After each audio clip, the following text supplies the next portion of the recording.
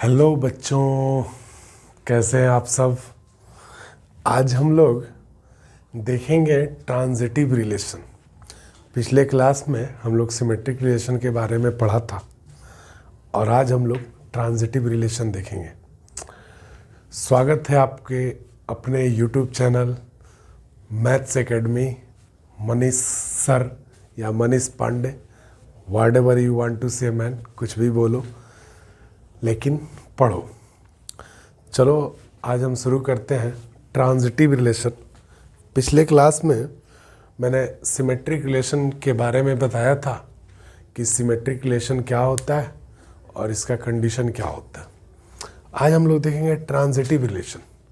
बहुत important concept है। Transitive relation को जानना बहुत ज़रूरी है कि ट्रांजिटिव रिलेशन होता क्या है। तो चलिए देखते हैं। किस ऑन सेट ए मान लेंगे, लेट कोई एलिमेंट, 3 एलिमेंट का नीड होता है, A B C belongs to A. ध्यान रहे एक चीज़, ये वीडियो मैं वन शॉर्ट रिवीजन के लिए बना रहा हूँ, तो इसका कोई मैं डेप्थ कंसेप्ट नहीं दे रहा हूँ। टू द पॉइंट हम लोग कंसेप्ट को अटेंड करेंगे और उस पर हम लोग स्टेप बाय स्टेप क्वेश्चन करेंगे। तो ट्रांजिटिव रिलेशन कहता है बेटा कि अगर कोई 3 एलिमेंट हो, मान लिया कि किसी सेट ए पर ट्रांजिटिव रिलेशन दिखाना है, तो एकदम अच्छा कंसेप्ट है, लॉजिक है। पहले आप लोग देखेंगे, मान लिया कि ए बी सी 3 एलिमेंट जो है, A B C belongs to set A, 3 element set A के एलिमेंट है। तो क्या कंडीशन होता है? कंडीशन होता है A related to B, comma B related to C, which is implies that A related to C. For all, सबके लिए ए बी सी किसका एलिमेंट होगा? ए का एलिमेंट होगा। चेक कर ले, ध्यान रहे बेटा कि ए का रिलेशन बी से होगा तो बी का रिलेशन सी से होगा। अगर ए का बी से होगा, बी का सी से होगा, तब आप चेक करो कि ए का सी से है कि नहीं। अगर ए का सी से रिलेशन होगा तो ट्रांजिटिव होगा, नहीं होगा तो ट्रांजिटिव नहीं होगा। बहुत इंपॉर्टेंट कंसेप्ट है, इसको अच्छे से ध्यान देना है और चीज़ों को अच्छे से समझना है। तो अब हम देखेंगे कि यह, अच्छा, इसको दूसरे लैंग्वेज में लिख सकते हैं ऑर्डर्ड पेयर में, कि that is A B belongs to R. जब A B belongs to R, तब अपन चेक करेंगे कि क्या B C belongs to R है कि नहीं। मतलब क्या हुआ बेटा कि अगर ए का रिलेशन बी से है तो आप चेक करोगे कि बी का रिलेशन सी से है कि नहीं। अगर बी का भी रिलेशन सी से हुआ तो आप 100% यह होना चाहिए ए का रिलेशन सी से होना चाहिए, ए सी बिलोंग्स टू आर। अगर यह होगा तो ट्रांजिटिव होगा, नहीं होगा ट्रांजिटिव नहीं होगा। बहुत इंपॉर्टेंट कंसेप्ट है, इसको बहुत ही बेहतरीन तरीके से देखेंगे हम लोग कि ए का रिलेशन बी से होगा, तब देखेंगे कि बी का रिलेशन सी से है कि नहीं। अगर बी का सी से है तो ए का सी से होना अनिवार्य है। This point should be denoted. इस बात को आप हमेशा याद रखेंगे। यह कंडीशन होता है ट्रांजिटिव रिलेशन का। इसमें साथ साथ अगर कोई भी इक्वल एलिमेंट हो, सेम एलिमेंट हो, तो equal relation, equal element are transitive relation, transitive relation. अब हम एक और चीज बहुत इंपॉर्टेंट जो कि बच्चे मिस कर देते हैं, तो अब देखिए, इसको एग्जांपल में बताऊंगा कि अगर ए का रिलेशन बी से है तो बी का सी से होना चाहिए। एक एग्जांपल लेते हैं, उस पर मैं समझाने का प्रयास करता हूं। एक सेट मैंने ले लिया जिसमें एलिमेंट है 1 2 3। चेक कर लो भाई, मैंने एक सेट लिया जिसमें एलिमेंट क्या है, 1 2 3। अब हम देखेंगे कि क्या इस सेट पर कौन कौन कंडीशन ट्रांजिटिव रिलेशन को सेटिस्फाइड करेगा और कौन कौन कंडीशन ट्रांजिटिव रिलेशन को सेटिस्फाइड नहीं करेगा। क्या ट्रांजिटिव का कंडीशन होता है, एग्जांपल पर देखते हैं। मैंने एक रिलेशन लिया R1, एक एग्जांपल ले लिया 1 1 1 2 2 3 1 3। अनदर एग्जांपल ले लिया R2 2 2 1 2 2 1 1 1। R3 ले लिया बेटा एग्जाम्पल, 1 2 2 3 3 3। अब हम देखेंगे बेटा ये 3, एक और एग्जाम्पल ले लो, R4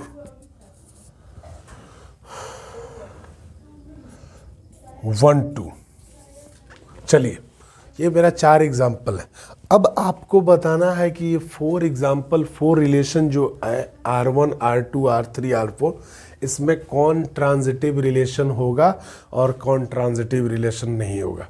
तो भैया मैंने क्या बताया ट्रांजिटिव रिलेशन का कंडीशन, कि ए का रिलेशन बी से हो। सबसे पहले आप चेक करेंगे कि ए का रिलेशन बी से है कि नहीं। मान लीजिए 1 1 ये सेम एलिमेंट है, तो मैंने क्या बताया कि इक्वल एलिमेंट हो तो वो ट्रांजिटिव रिलेशन होता है। इक्वल है तो इसकी बात ही नहीं करें, ये ट्रांजिटिव होगा। अब देखिए 1 का 2 के साथ, ए का बी के साथ, तो बी के जगह पे क्या हुआ बेटा 2 हुआ। तो अब देखेंगे कि बी का किसी के साथ है कि नहीं। तो देख लो, चेक कर लो, बी का सी के साथ है, यानी 2 का किसके साथ है 3 के साथ है। तो जब ए का बी के साथ, बी का सी के साथ, तो ए का सी के साथ होना अनिवार्य है इसमें। हाँ बेटा है। तो यह रिलेशन क्या होगा, ट्रांजिटिव रिलेशन होगा। बहुत इंपॉर्टेंट कंसेप्ट है, यह रिलेशन ट्रांजिटिव रिलेशन होगा। नेक्स्ट देखते हैं 2 2 सेम एलिमेंट है, 1 का 2 के साथ। तो देखो भैया बी के जगह पे 2 है, तो 2 का 1 के साथ। अब ए का बी तो बी का सी, अब जो थर्ड है वो सी मान लेंगे, तो ए का सी के साथ होना चाहिए, तो 1 का 1 के साथ है, तो यह ट्रांजिटिव होगा।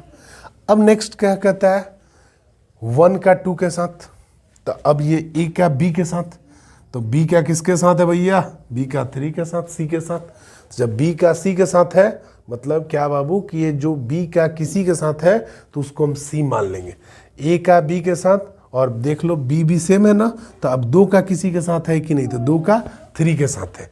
जब 2 का 3 के साथ है तो हम क्या देखेंगे कि 1 ए का बी के साथ, बी का सी के साथ, तो ए का सी के साथ होना चाहिए। तो 1 का 3 के साथ होना चाहिए ना भाई, तो 1 का 3 के साथ है नहीं है, तो यह ट्रांजिटिव रिलेशन नहीं होगा, क्योंकि 1 3 does not belongs to R3। ठीक है ना बाबू, ए का बी के साथ, बी का सी के साथ, ए का बी के साथ है, तब देखेंगे चेक करेंगे कि बी का सी के साथ है कि नहीं। जब बी का सी के साथ है तब तो अनिवार्य है कि ए का सी के साथ रिलेशन होना चाहिए। अगर होगा तो ट्रांजिटिव होगा, नहीं होगा तो ट्रांजिटिव नहीं होगा। बहुत इंपॉर्टेंट लॉजिक है, अच्छे से समझेंगे। तो इस कंडीशन में एक यहाँ है ये R3 does not a transitive relation, because क्यों R3 ट्रांजिटिव क्यों नहीं होगा, इसलिए नहीं होगा कि 1 3 does not belongs to R3। 1 3 जो होगा वो R3 में प्रेजेंट नहीं होगा, इसीलिए R3 ट्रांजिटिव रिलेशन नहीं है। अब हम बात करते हैं R4 की। क्या R4 ट्रांजिटिव है, बहुत इंपॉर्टेंट, थोड़ा सा ध्यान दे बाबू। अब बताएं क्या R4 ट्रांजिटिव रिलेशन है। तो ट्रांजिटिव रिलेशन भैया है, R4 ट्रांजिटिव रिलेशन है। कैसे है, हाँ सही सुना आपने, R4 ट्रांजिटिव रिलेशन है। कैसे है, अब देखो बहुत बच्चे यहाँ कंफ्यूज हो जाते हैं। मैंने क्या रिलेशन का कंडीशन दिया, ट्रांजिटिव रिलेशन का। ट्रांजिटिव रिलेशन कहता है कि अगर A related to B, E का रिलेशन B के साथ है, तब आपको क्या देखना है, B का रिलेशन C के साथ है कि नहीं। तो जब B का C के साथ होगा तो ये होगा तो होगा, नहीं होगा तो नहीं होगा, चलो काम खलास। लेकिन लेकिन लेकिन जब A का रिलेशन B के साथ है, B का C के साथ है ही नहीं, तो A का C के साथ होने की कोई संभावना ही नहीं है। ध्यान से समझना, A का B के साथ है। अब देख लो भैया B के जगह पे क्या है, 2 है, 2 का किसी के साथ है, किसी के साथ कोरिलेटेड है नहीं है। तो जब A का B के साथ है, B का C के साथ है ही नहीं, तो A का C के साथ होने की कोई संभावना ही नहीं है। उस कंडीशन में यह रिलेशन क्या होगा, ट्रांजिटिव होगा। यानी कि इसमें केवल अगर A B belongs to R, मतलब क्या हुआ कि A का रिलेशन B के साथ है, तो जब B का C के साथ है ही नहीं, तो A का C के साथ होने की कोई संभावना ही नहीं है। तो उस कंडीशन में यह ट्रांजिटिव रिलेशन होगा। चीज़ों को अच्छे से ध्यान से समझेंगे कि यह कब ट्रांजिटिव नहीं होगा, कब ट्रांजिटिव होगा। अनदर एग्जांपल ले लेते हैं। मान लो कि एक सेट अनदर ले लिया ए, जिसमें एलिमेंट है ए बी सी डी। एक रिलेशन मैंने आर लिया। अब आप बताओ ए का बी के साथ है, सी का डी के साथ है, क्या यह ट्रांजिटिव रिलेशन है? हाँ है। चेक कर लो, ए का बी के साथ है तो बी का किसी के साथ नहीं है। तो जब ए का बी के साथ है और बी का किसी भी एलिमेंट के साथ रिलेटेड नहीं है, तो जब बी का सी के साथ है ही नहीं तो ए का सी के साथ होने की कोई संभावना ही नहीं है। उस कंडीशन में यह ट्रांजिटिव रिलेशन होगा। मोस्ट इंपॉर्टेंट कंसेप्ट है, अच्छे से समझेंगे ट्रांजिटिव रिलेशन का यही कंडीशन होता है। बहुत बच्चे यहाँ कंफ्यूज हो जाते हैं कि जब देखो, चेक कर लो, इसको मैंने कैसे क्यों बोला कि ए का रिलेशन बी के साथ है, बी का किसी के साथ है, इसमें नहीं है। तो अब अगला नेक्स्ट देखेंगे सी का डी के साथ, सी का डी के साथ। तो अब डी का किसी के साथ मतलब ए का बी के साथ, तो बी का बी के जगह पे क्या है बेटा, डी है। तो डी का किसी भी एलिमेंट के साथ रिलेशन नहीं है, तो इसीलिए वो ट्रांजिटिव रिलेशन होगा। सही सुना, वह ट्रांजिटिव रिलेशन होगा। तो यहाँ पे कौन कौन ट्रांजिटिव बेटा, R1 ट्रांजिटिव है, R2 ट्रांजिटिव है, R4 ट्रांजिटिव है। तो लिखेंगे here R1, R2 and R4 are transitive relation because, अब देखो, but R3 does not transitive relation, R3 does not transitive relation because कि R3 में क्या नहीं होगा, 1 2 2 3, ए का बी के साथ, बी का सी के साथ, तो 1 का 3 के साथ नहीं ना है, तो 1 3 does not belongs to R3, इसलिए यह ट्रांजिटिव रिलेशन नहीं होगा। अच्छा कंसेप्ट है, ध्यान से समझेंगे, चीज़ों को अच्छे से अपडेट रखेंगे और इसको हम बहुत अच्छे से समझेंगे ट्रांजिटिव रिलेशन को। चलिए अब इसके बाद हम देखते हैं इक्विवेलेंस रिलेशन। बहुत इंपॉर्टेंट कंसेप्ट, इससे भी अच्छा कंसेप्ट है इक्विवेलेंस रिलेशन। तो प्लीज़ नोट इट डाउन, जल्दी से आप नोट कर लें।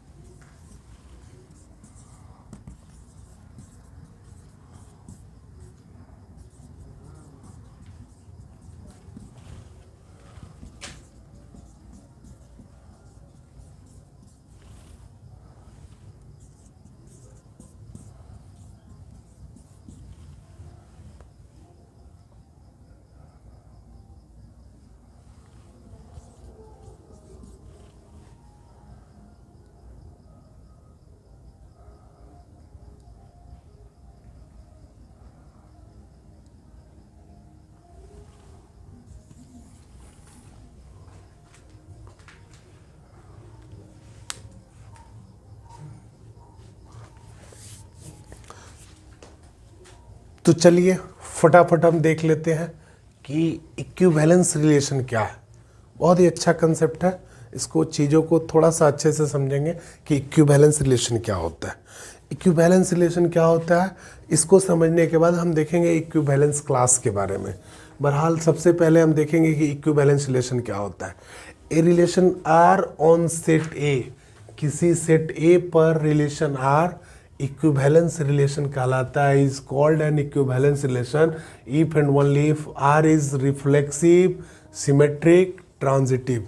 हाँ सही सुने बेटा, कि वैसा रिलेशन जो रिफ्लेक्सिव भी हो, सिमेट्रिक भी हो और ट्रांजिटिव भी हो, तीनों रिलेशन सेटिस्फाइड करे, वह रिलेशन क्या कहलाता है, इक्विवेलेंस रिलेशन। बहुत ही इजी कंसेप्ट है, इसमें कुछ नहीं करना है। कह रहा है कि relation R on set A is called an equivalence relation if and only if R is reflexive, यानी कि अगर ए कोई एलिमेंट है किसी सेट का तो ए रिलेटेड टू ए का रिलेशन ए से होना चाहिए for all A belongs to A. पिछले वीडियो में मैंने रिफ्लेक्सिव का कंडीशन बता दिया था। सिमेट्रिक, आर इज सिमेट्रिक, मतलब कि इसमें दो एलिमेंट का नीड होता है कि ए बी बिलोंग्स टू ए, तो ए रिलेटेड टू बी। अगर ए का रिलेशन बी से होगा तो बी का रिलेशन किससे होगा बेटा, ए से होगा। ये क्या किसका कौन सा रिलेशन है, symmetric relation. Now transitive relation क्या कहता है, ट्रांजिटिव रिलेशन कहता है बेटा, बहुत इंपॉर्टेंट कंसेप्ट है, चीज़ों को अच्छे से समझेंगे। ट्रांजिटिव रिलेशन कहता है कि ए बी सी 3 एलिमेंट होंगे किसी सेट के, तो ए का बी के साथ, बी का सी के साथ, तो ए का सी के साथ होना अनिवार्य है। अगर होगा तो होगा ट्रांजिटिव, नहीं तो ट्रांजिटिव नहीं है। For all A B C belongs to A. चलिए फटाफट एक एग्जांपल ले लेते हैं। मान लिया कि एक सेट है ए बी सी जिसमें एलिमेंट है, एक रिलेशन ले लिया जिसमें एलिमेंट है ए बी बी सी सी। देखो ध्यान से, और इसमें एक एलिमेंट और छूट रहा है सी ए। चेक कर लेते हैं बेटा कि अगर क्या यह रिफ्लेक्सिव है। मैंने इक्विवेलेंस रिलेशन बताया तो एक एग्जांपल भी उसी पे कर लेते हैं। जैसे मान लो कि एक सेट है जिसमें एलिमेंट है ए बी सी, तो रिफ्लेक्सिव रिलेशन, क्या यह इक्विवेलेंस रिलेशन है। इक्विवेलेंस रिलेशन होने के लिए सबसे पहले हमको देखना होगा कि क्या यह रिफ्लेक्सिव है। तो रिफ्लेक्सिव रिलेशन क्या कहता है बाबू, रिफ्लेक्सिव रिलेशन कहता है कि कोई भी जितने भी एलिमेंट सेट ए में है सबका सेम सेम उस रिलेशन में प्रेजेंट होना चाहिए। ध्यान से हमारी बातों को समझेंगे। क्या बाबू, क्या बोला मैंने, कि किसी सेट में जितने भी एलिमेंट हो सबका सेम सेम एलिमेंट उस रिलेशन में प्रेजेंट होना चाहिए। सेट में कौन कौन एलिमेंट है, ए बी सी, तो ए का रिलेशन ए से है, बी का रिलेशन बी से है और सी का रिलेशन सी से है। और उसके अलावा है तो भी रिफ्लेक्सिव, नहीं है तो भी रिफ्लेक्सिव।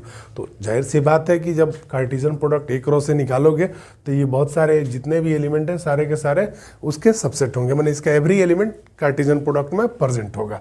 ए बी बी सी, चलो यह रिफ्लेक्सिव हो गया। अब हम सिमेट्रिक चेक करते हैं। सिमेट्रिक क्या कहता है, सिमेट्रिक कहता है कि अगर ए का रिलेशन बी से हो तो बी का रिलेशन ए से होना चाहिए। क्या कहता है बेटा, ए का रिलेशन बी से हो तो बी का रिलेशन ए से होना चाहिए। तो देखो चेक कर लो, सेम सेम एलिमेंट सिमेट्रिक होता है। मैंने भी बताया था कि equal element are symmetric relation, तो equal element A B B C C symmetric होगा। ए का रिलेशन बी से है, तो जब ए का रिलेशन बी से है तो क्या होगा, बी का रिलेशन ए से होना चाहिए। हाँ भाई है। बी का रिलेशन सी से है, तो जब बी का रिलेशन सी से है तो सी का रिलेशन किससे होना चाहिए, बी से होना चाहिए। यही नहीं कह रहा है बेटा सिमेट्रिक कि A related to B which is implies that B related to A. मैंने अगर ए का रिलेशन बी से होगा तो बी का रिलेशन किससे होना चाहिए, ए से होना चाहिए। तो उस कंडीशन में यह सिमेट्रिक रिलेशन होगा। नेक्स्ट देखते हैं बाबू, सी का रिलेशन ए से है, सी रिलेटेड टू ए, तो जब सी रिलेटेड टू ए तो ए रिलेटेड टू सी, ये भी है। चेक कर लो।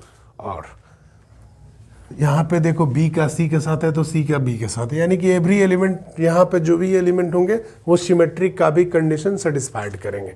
क्या यह ट्रांजिटिव है, ट्रांजिटिव का कंडीशन क्या होता है भाई, सेम सेम एलिमेंट तो ट्रांजिटिव होता है। मैंने बता दिया, ए का बी के साथ, तो बी का सी के साथ है तो ए का सी के साथ भी है।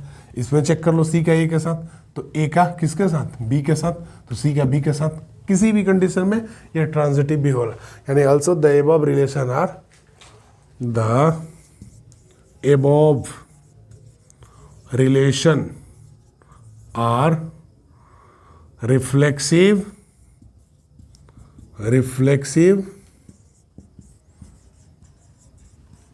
symmetric and